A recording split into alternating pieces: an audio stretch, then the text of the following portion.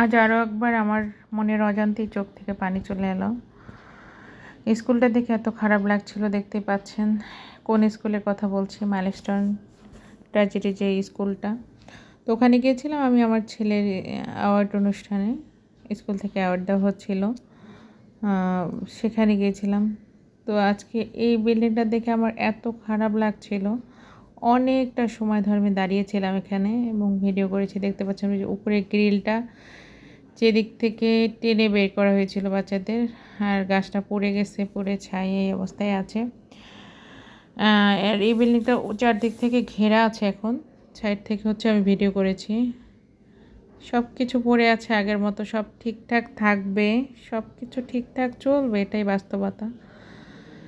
কিন্তু এই একটা কষ্ট রয়ে যাবে, আর যারা বাবা মা তারা তো সারা জীবন এই কষ্টটা বয়ে বেড়াতে হবে। চারদিকে এরকম টিন দিয়ে রেখেছে, এত মনটা খারাপ হচ্ছিল, মানে কি বলবো। এই হচ্ছে গাছটা যেখানে হচ্ছে বিমানটা এসে ক্র্যাশ করেছিল, এখনও সেই অবস্থায় আছে, চারদিকটা একটু ঘেরা আছে। তো এই সেই স্কুল, আসলে কি বলবো, মনটা খুব খারাপ হয়ে গেছিলো আর অনেক কষ্ট লাগছিল। মনে হচ্ছে সব কিছু ঠিক আছে, শুধু তারা নেই।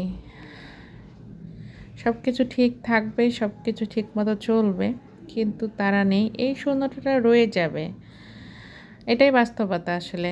হ্যাঁ, সব কিছু পিছনে ফেলে সামনে চলতে হয়, এই আর কি। তো এগুলো হচ্ছে ছবি যারা মারা গেছে।